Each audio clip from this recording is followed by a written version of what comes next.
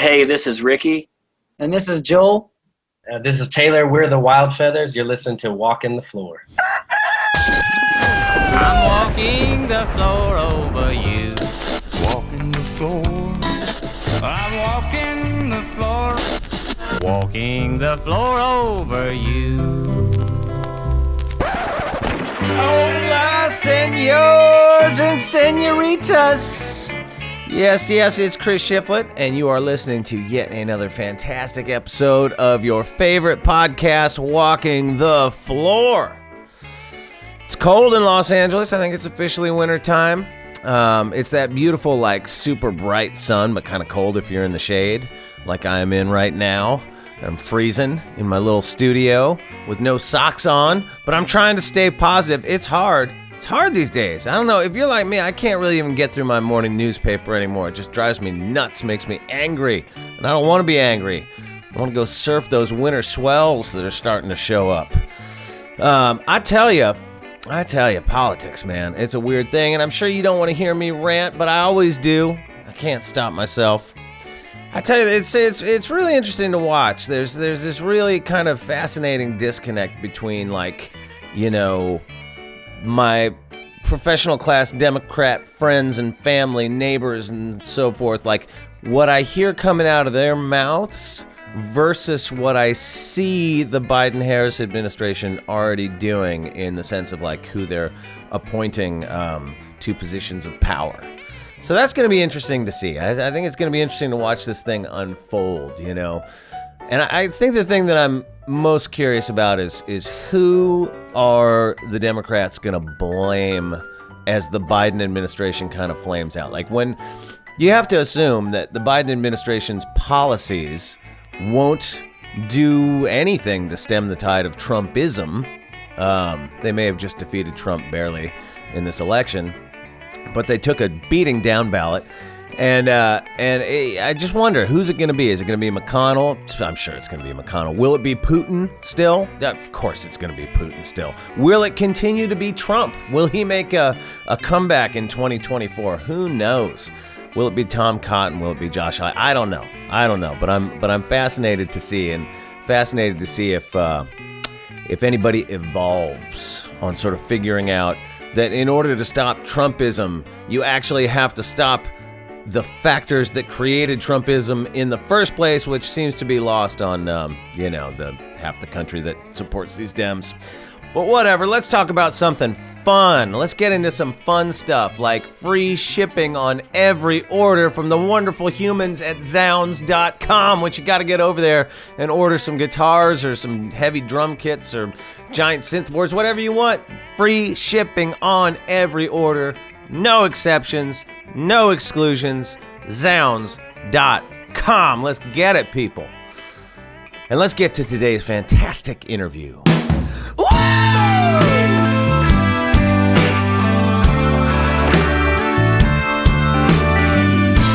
All right, the Wild Feathers. You know, this interview is actually, it's kind of dusty.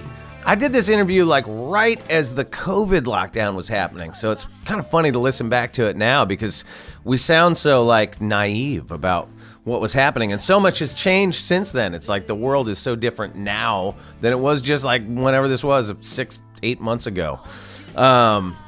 This is a really interesting interview because normally when I interview bands, they're putting out an album and they're like doing the whole promo wind up and they're out there talking about their new single or whatever it is. And I caught the Wild Feathers at a completely different point in their career, where they had been signed to a major label for a few years and put out a few records and done that thing of like chasing mainstream success and mainstream radio and touring with mainstream country bands and all that stuff, even though, like, if you listen to their band, they're really kind of more rootsy, a little more like Americana flavored or whatever. And so they had recently gotten out of their major label deal, and they were like at that point of trying to figure out what to do next. Now, granted, this was a few months ago, so since that time, they have in fact released an album of B-sides and covers called Medium Rarities that's really good. Go check that out. And I happen to know that they are just about to start work on a new album, so perhaps they've got their label thing sorted out. But anyway, this is Ricky Joel and Taylor from the Wild Feathers on Walking the Floor. But I'm not giving in an inch to fear.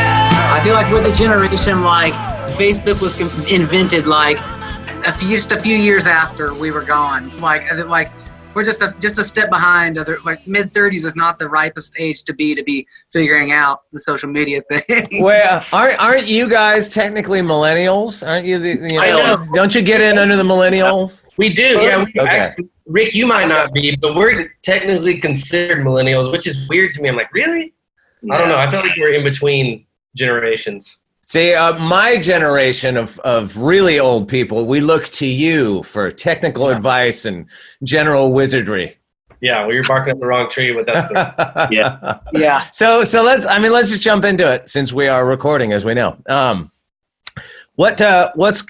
mean, I can probably guess. I was going to say what's going on, but I can probably guess you guys are all doing what we're all doing, which is just sort of sitting around.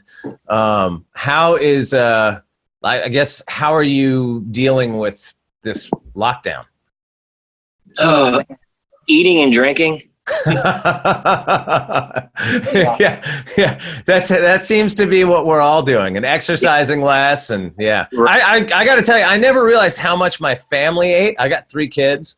Yeah, and it feels like all we do is eat. I'm either cleaning or I'm preparing food.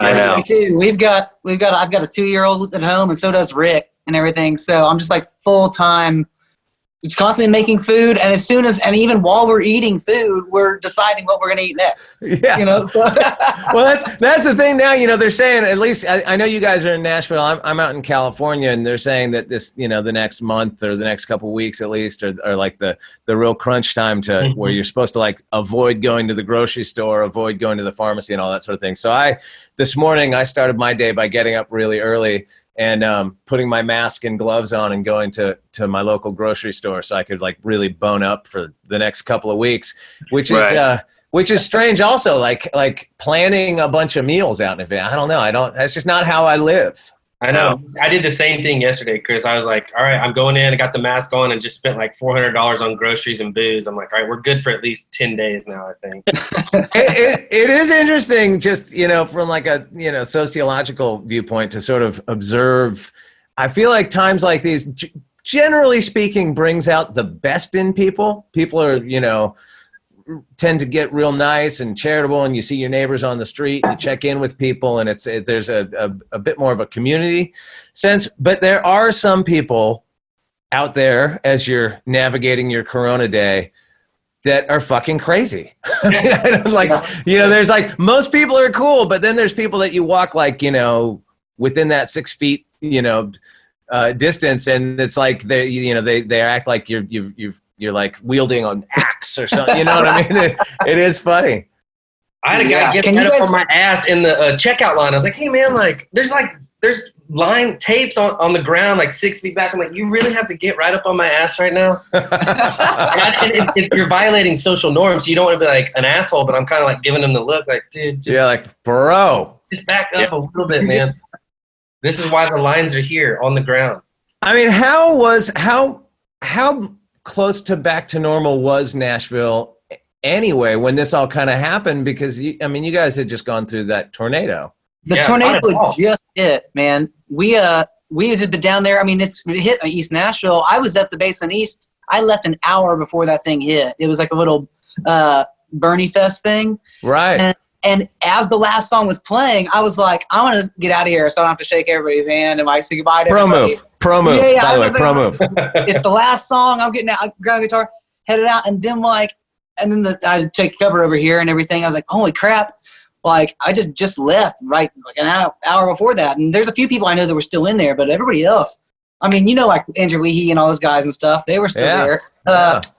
Or they left like a minute beforehand. It was crazy. And the next day, it was just like, I mean, it was Armageddon, and this thing hit. It's been one thing after another over here, but. Yeah, I would say nothing really got back to normal. Of course, that was like the big deal. And everyone, the city of Nashville, as most cities, they went crazy just trying to help and doing whatever we could. But we went down there that very next morning. And it was like every cliche you could say, you know, like it was like being in a movie, or it was like so apocalyptic. Yeah. It was nuts. And so we try to do our best to help, but you know, a lot of the businesses and all that, they couldn't really have people help because they're like, you know, insurance adjusters and stuff like that. Right. So it was crazy. And then next thing you knew, we couldn't go, you know, this virus thing hit. So it's like you can't really go anywhere. These poor people that have lost like their houses entirely or their roofs are expected to stay home. You know, right. It's just been just the most gnarly thing you can imagine. It's crazy. Yeah, I imagine there must be a lot of people out there that don't have, you know, somewhere to sit out this virus. Yeah. I guess maybe can put them up in hotels, but my God. Yeah, I don't know how long that lasts for. I had an Uber driver in Nashville, like afterwards, she's like, my house is gone, but they're putting me up in a hotel for X amount of days until, you know, they can figure out a more permanent solution. But it was cool to see Nashville come together, although that seems like a year ago now because of all the quarantining in place and all that stuff. Right. But everyone was out there helping, and I know they were saying like crews were going down there to help people, and they were getting there and getting turned away because volunteers had already done all the work. So it was a really cool moment to be a part of Nashville community. I moved there after the flood, so I hadn't seen how everyone pulls together like that. So it was that was cool to see. It just sucks it had to come at the, you know, expense of such a devastating tornado. Yeah, it's interesting. You know, Nashville is similar to LA in the sense that it's a city that gets, it's like a transient city in a sense that it's a place that everybody moves to. You know, like they have like in LA, I'm always surprised when I'm in Nashville and I actually meet somebody that grew up there. You know what I mean? Sure. It's an interesting thing. So it is cool to see that kind of community come together and, you know, help, be charitable. Yeah. And in true Nashville fashion, there was all kinds of awesome like tribute nights, or not tribute. I mean like a, you know, like kind of a fundraiser or whatever. It's like type nights, all kinds of good stuff in the works, and it was just kind of, you know, had to be canceled because of all this. There were a lot of good shows, and making a lot of money.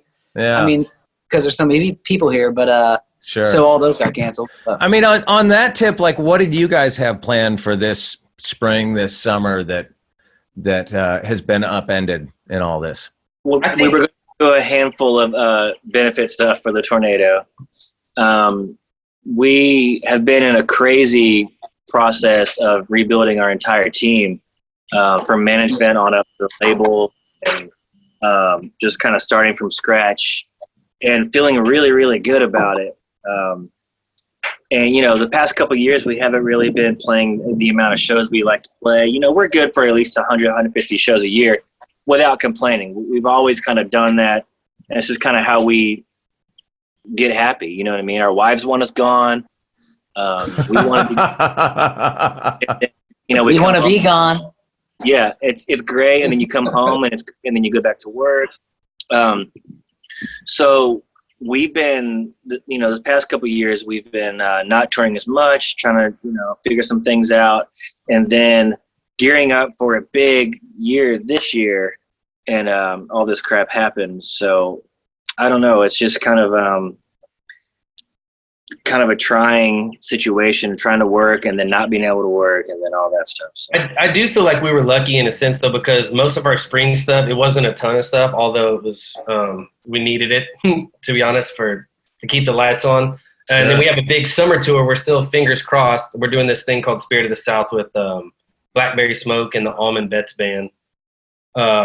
So that starts in July. And right now, I mean, everyone's telling us it's a go still, but you know, we're just kind of in a holding pattern like everyone else, waiting to see how the dominoes fall. And I guess that's the big question that none of us know. You know, I mean, we're in a similar boat where we were supposed to leave like next week to go start touring for, you know, we have a new album that's set to come out and all, you know, it was just about to start.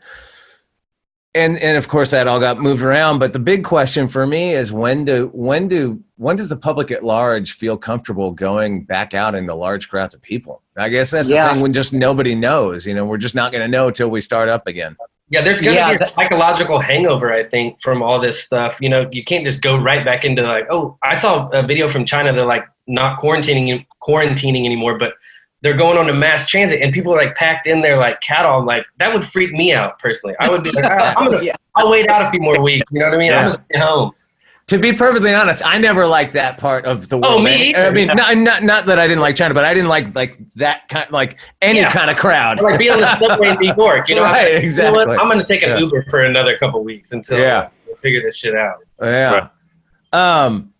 You mentioned rebuilding your team. Is there a story there that you guys want to talk about? That's usually when a team gets rebuilt. As you can see, by the way, I've let my entire team go here at Walking the Floor, just in solidarity with you guys. Yeah. But usually when a team gets rebuilt, there's a bigger story there. What happened that led to that? What's that? What was sort of the catalyst of rebuilding your team? Well, at the end of the year, we started a new record, and I think actually it's kind of like what we're going into now. We're just gotta figure out where and when we're gonna make it.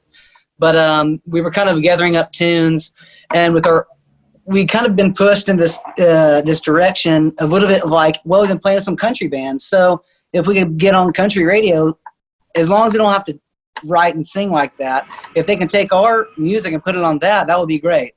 And so we tried to, like, I don't know, it kind of just got old, and at the end of November, Warner Brothers let us go there in Nashville, and it was like the best thing ever, because then we didn't have to try to do anything else besides just exactly what we wanted to, opposed to it would always be like, you know, in your head, like, is this song a little bit too this or that for you know, and that kind of thing, because we come from the indie world, we come from that world, and we're saying like, hey, if we could be like the Nirvana of country music and they listen to us, that would be fucking great. Or like Stapleton, you know, but it just, you know. Do you guys get played on like mainstream country radio? Is that like no? We got on Sirius XM. The Highway played us, and that's what kind of bridged the gap and kind of got us going. Because I don't even think Stapleton gets played on mainstream. No, not anymore. Right? No, right. No, just the cover song. Yeah, but that's then again, it's like I mean, we toured with like Willie Nelson, Dwight Yoakam, and all the classics, and we even thought the people that like Seger, like that was just a friend of ours. We got to go on tour with Seger. It was like we thought that these people probably listen to country music too, and I think that if we got on there, we could develop a lot of fans. But nope, they didn't commit. They would never put the money to do radio or anything. Sirius XM did it just because that dude likes us and everything. And right. And we did a lot of touring, but once it come down to brass tacks about if they're going to put money into somebody like us or somebody else, it's going to be somebody else. Yeah. And I think where the rubber met the road, so to speak, is like the shows just at some point just stop being fun. You know what I mean? It's like when you're playing for audiences that are only looking for radio hits and not just like appreciating music for what it is. It's like you feel like an alien from outer space playing up on stage for people who are like, what the fuck is I think for people that don't do this for a living, don't really understand how stark that difference is. It's crazy. When you're playing in front of a radio crowd, like the crowd that gets their information from the radio. It is really different. Just in my own little like solo world, I've played with a lot of different people over the years, and you know, played with occasionally with like a more mainstream kind of country band type thing. And it's like it's not, the crowds aren't bad or anything, but you just can tell they're looking at you like exactly what you just said, they've never seen it before. I'm exactly. Like what is this guy doing? He's not playing to track. It's yeah. And after like the 20th, you know, or like 10th tour of that, it's kind of like, well, I'd rather just go play smaller clubs in front of our people or people who dig what we do instead of trying to like crowbar ourselves into this other world, you know?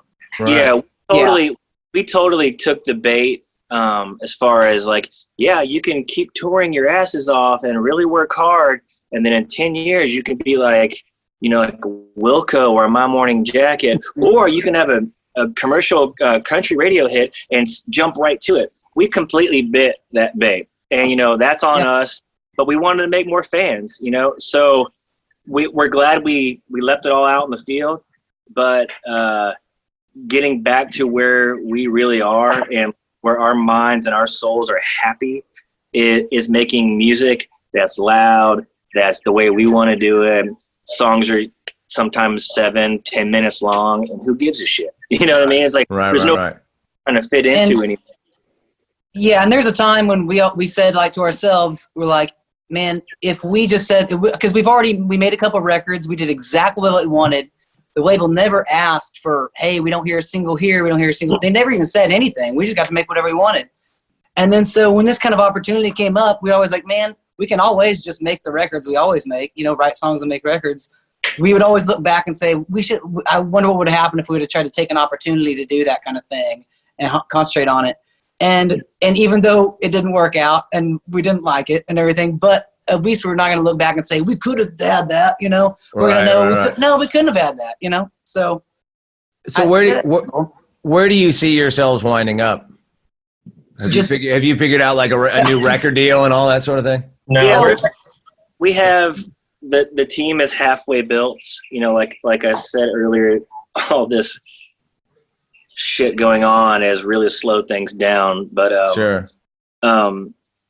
Yeah, we're halfway there as far as rebuilding. There's a lot of different things that we're excited about. We have so much music that we want to put into the world that like didn't quite make the major label cut, you know what I mean? And we always typically wrote 30 plus songs more than we had to for every record.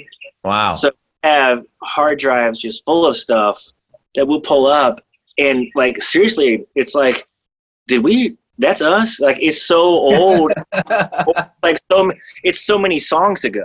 You know what I mean? Right. Every one of us have our own songs, and then we have the songs we write when we get together, and then we have and the songs we write with other people too, because we have, a few of us write with other people too. So like, It just starts compiling. It's like, how many damn songs do we have? And like, which one sounds pretty similar to put on a record? Well, how do you figure that out? I was going to ask you guys how you write, because I know you're all, lead singers in your own right and have all fronted bands and stuff. Like, do you sit in a room together and hash them out, or do you kind of each bring in fully formed ideas, or like what's your way of doing that? We do it all. Yeah, I think all different ways. Early on, we would definitely bring in our own stuff and then finish it together.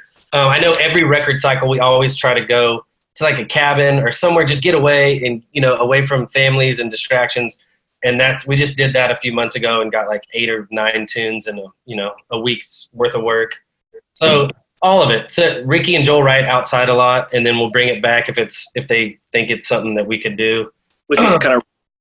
But I think our best songs are when it's the three of us in a room together and we're all writing at the same time. Are you guys, when you get together, when you do make your next record, are you you've worked with Jay Joyce in the past, right? All three records. All three of them. Are you think you're gonna work with him again, or is that gonna be part of we love Jay. We love Jay, but I think we'll go somewhere else. Just first off, budget wise, I mean, he's expensive. And second off, it's nice, we want to change it up and try something new. Like we've only had that one experience. On our first deal with Interscope, we worked with Dave Cobb a lot on demos and stuff. So we have worked with him. So we have a little bit of variety in there, but I think we want to, try something else for this next one. How do those two guys differ as producers? I mean, they're both like, top guys out in Nashville. No, in my opinion, not a whole lot. I mean, Jay is a little bit more mad scientist and gets all up in there and like yells at you, but like he means you know what I mean? He means trying to get a performance out of you. And I feel like Cobb is more let's put some, it messes, I don't know, like he's just more about a performance and letting the artist Stone King kind of maybe find what they're looking for, and he just kind of guides that a little bit, in my opinion. But both of them kind of become a member of the band and play instruments and join. Like Jay always plays keys with us and stuff, and just chain smoking like 4 cigarettes in each hand and banging on weird fucking keys and shit. Like 3 hats on, fucking he's a character. We're super proud of all those records we made the Warner years. Because, we came out of the gates swinging. We signed that deal with Warner the first day of tracking for our first record. And, we don't remember looking or talking to booking agencies. Everything just kind of happened.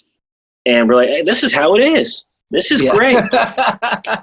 I've got money. Like we can do that. We're going on tour with, you know, you name it. We're doing Dylan dates. It was crazy and it was awesome. And, you know, but what we didn't, you know, we'd all paid our dues individually for many, many years prior. And we're still paying them now as a band, almost a decade into it, as the Wild Feathers. But what we didn't realize is that there's not always this like endless source of money to tap into. And you don't have to listen to other people's opinions because they have this position. You know what I mean? Like, it's been a hard, long lesson that we've learned through a lot of this stuff. And not dogging major labels or big agencies and stuff like that, because if the right thing came along, I mean, we're not going to turn the right thing down. But it's just a learning process that sometimes takes a long time for us just to kind of listen to ourselves and our own guts, which our happiness is more important than anyone else's happiness in the business. You know what I mean?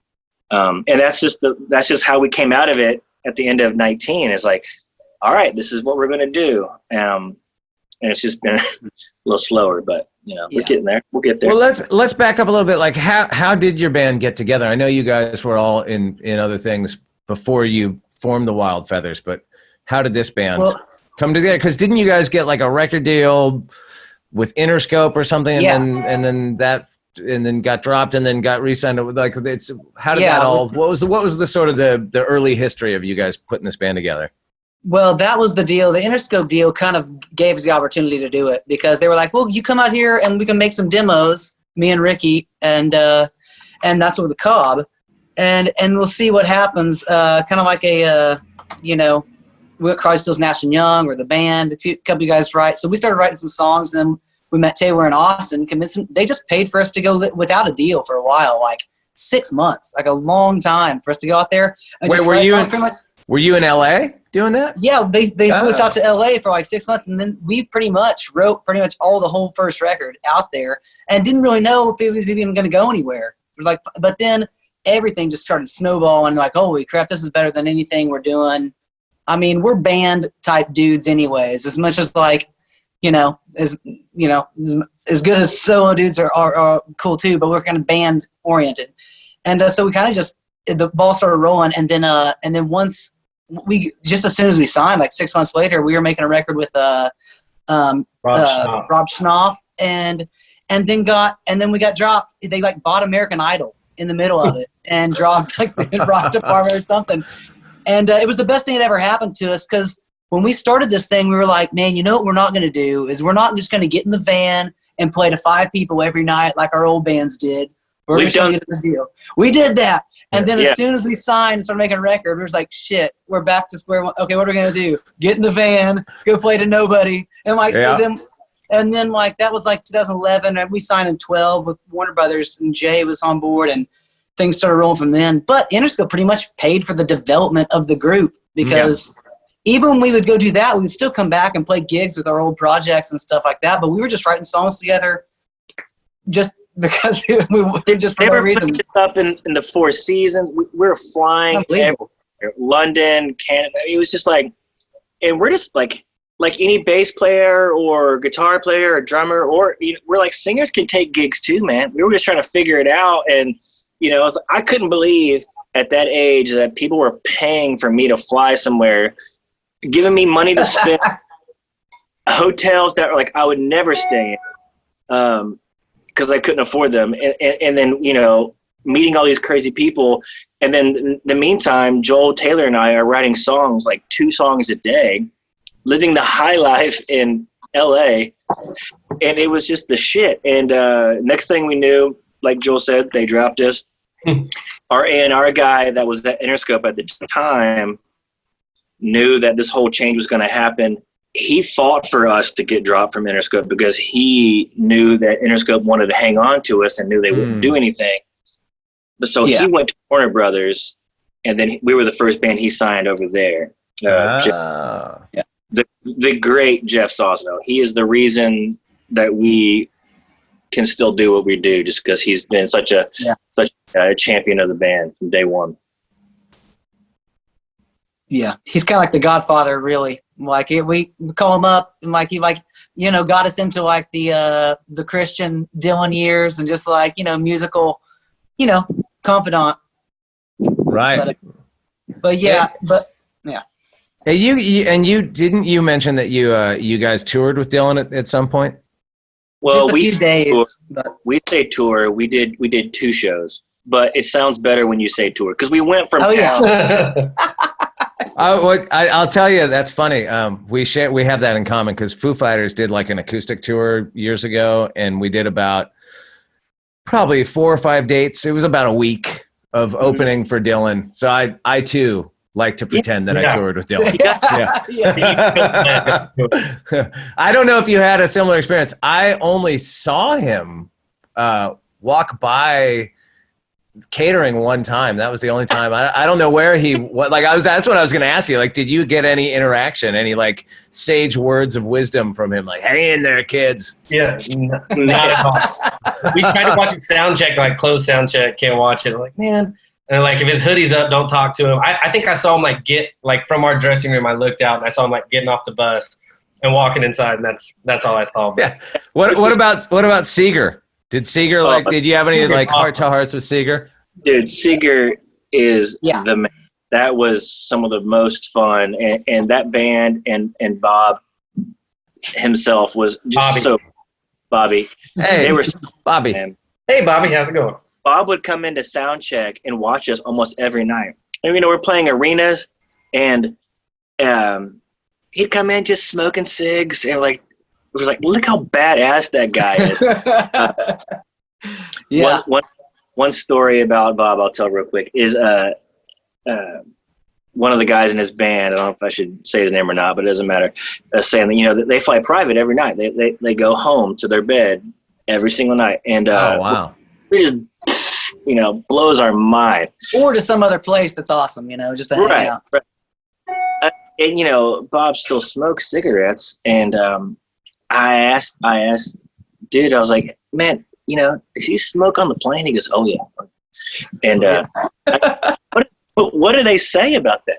And he said, well, last night, one of the flight attendants came up and said, sir, we don't allow smoking on the plane. And Bob, being so nice and friendly, he's like, yeah, I'm kind of paying for all this. So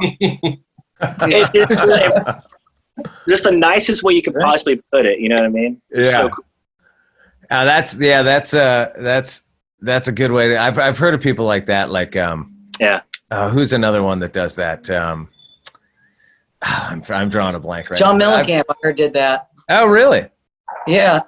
I'm pretty sure he had John Mellencamp. Like, he's just smoking in like the elevator and shit. It's funny because a lot of times when we tour, like summer tours in Europe, we'll like hub, where we do a similar thing. We're not flying home. You're not in your own bed, but you will for a week of shows, you'll be in one place and you'll kind of go out and back.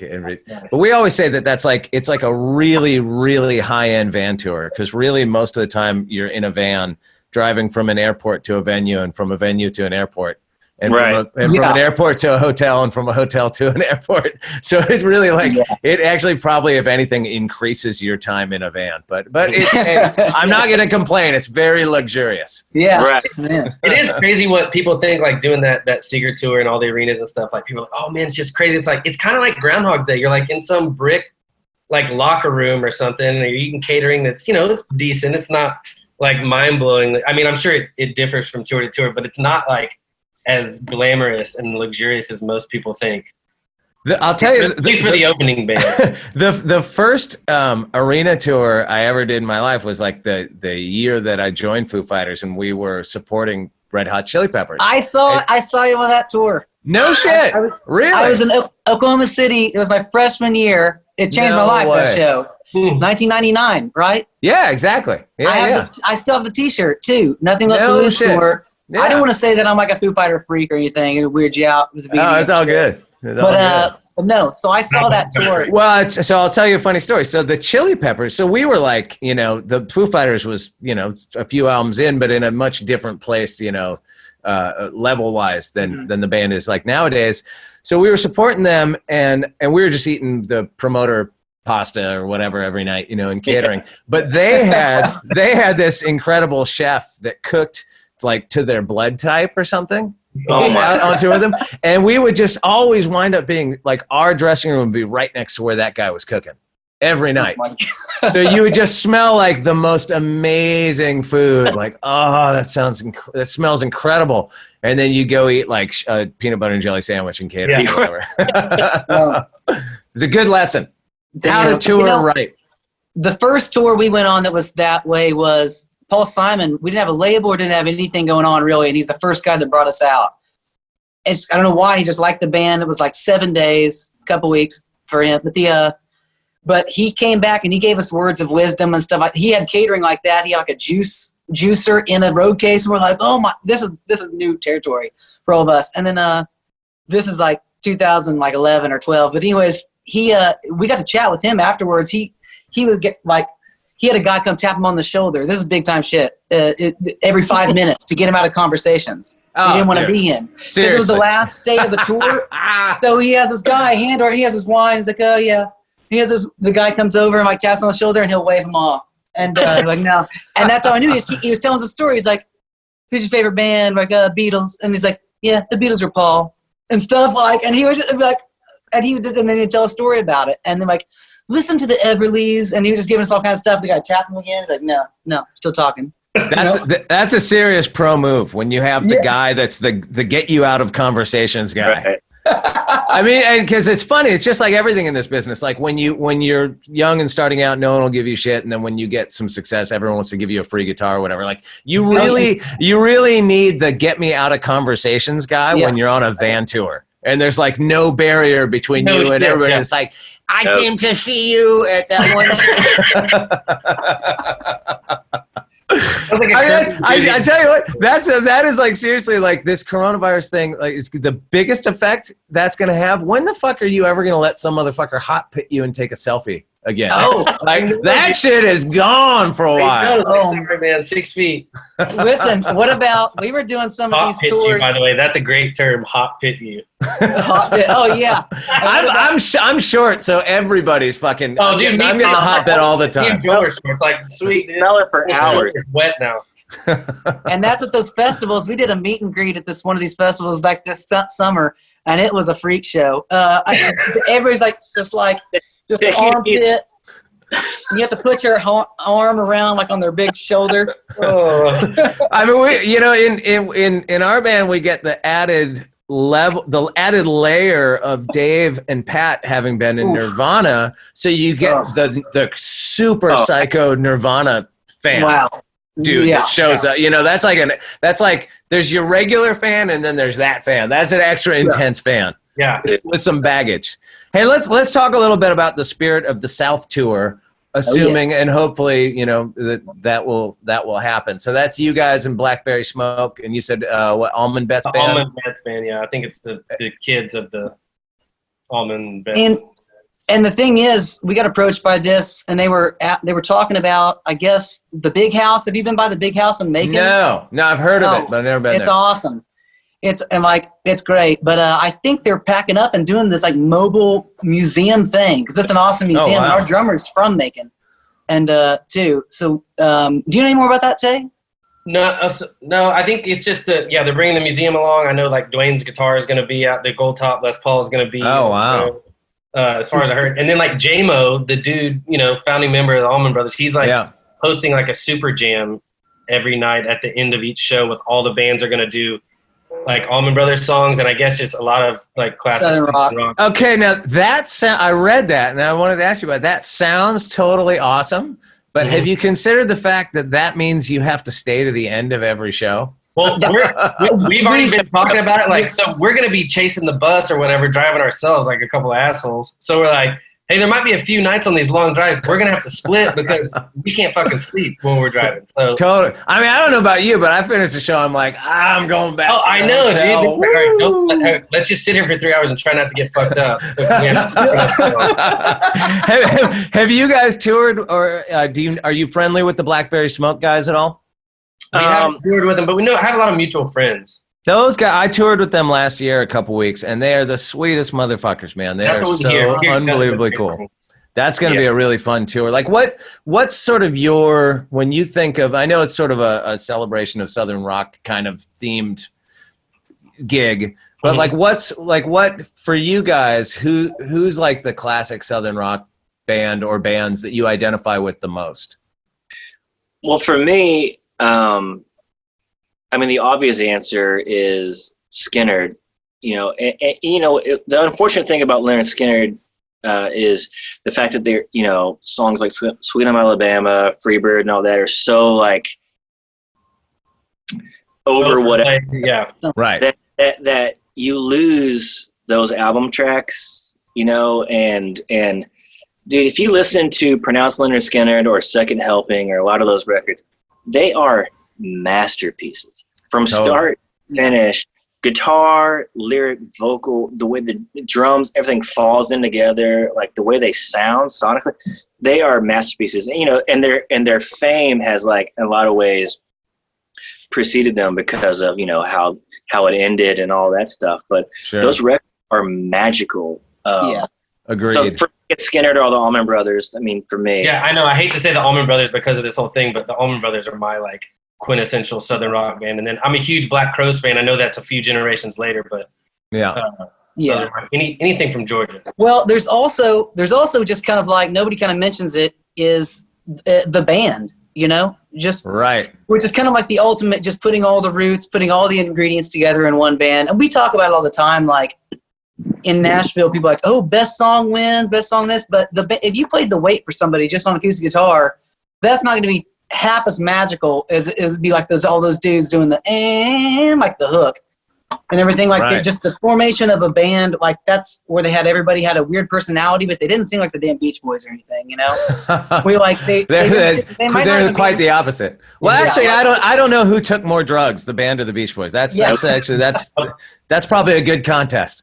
The polarity of those podcast. Speaking of the band's like vocal harmonies, like what you were just talking about, how do you guys? I mean, you guys have some insane harmony work on your records. We try to do the band thing. How do you pull that off live? Like, what's the sort of preparation before you go on stage to be ready to do? Like, have you guys just been singing with each other for so long now that you just kind of fall into it? I think so. I mean, our approach from day one was the Rick Danko approach, where he was singing a harmony like he was singing a lead, and because we're not the Beach Boys, we're not the Temptation, and we didn't necessarily want to be. Even if we could, we didn't want to be. We like that raw approach and all that stuff. But to be honest with you, man, we're still figuring it out. It's a lot of work sometimes, and sometimes it just happens. Sometimes you just hear it and you can do it. It's sometimes you just sit down with the piano or with another guy. He's like, hey man, we'll do this. One of our biggest influences too, as far as harmonies go, is like Emmylou Harris, how she sang to a lot of Graham records and songs like that. And she basically just said that she's just kind of making up her own melody. And that's just so helpful for your mind, I think, to kind of just sing your own thing and block out.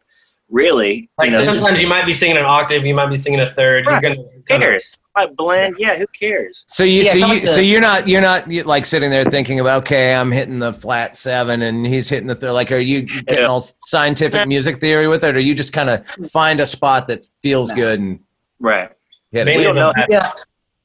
Theory stuff.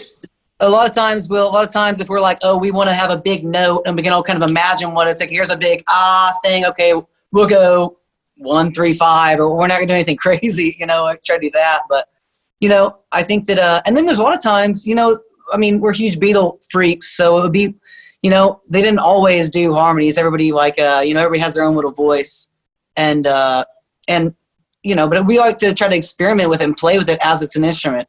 Kind of like, like last night I saw all the Beatles stuff. They would just, you couldn't pick out what was the melody and what was the harmony. And we thought that, that's fun. That's cool. Let's try to do something like that. And so we did that on American, and it was like, it's kind of a weird deal that you can't do on your own, really, or I can't do it on my own. But so there's like a magical quality when you get into like beyond just 2-part vocal harmony. When you get into 3 and 4-part vocal harmony, that's like just like has a power to it that's undeniable. For sure. Yeah, and you also definitely, with everybody's voices, you sing a little different harmony depending on who, like if me and Ricky are singing or me and Taylor are singing, because the way that we all have different voices. So I sing a little bit different on each one. And then when I'll do one part harmony, we really like try to milk that. We're like, oh, we found one, So nice. Well, I hope this thing wraps up sooner than later. I hope you guys are able to do your tour, and I really appreciate you guys taking the time to sit down and chat today. Thanks. We've been wanting to do it for a long time, and it's just crazy that we're doing it under these circumstances, but happy to do it. Did I meet a couple of you guys at backstage at the Basement East over Americana Fest, or maybe sometime last year? I could have sworn I got introduced to it because I thought whatever. Maybe I don't know. It was some other handsome dudes with beards. Yeah. in Nashville. Yeah.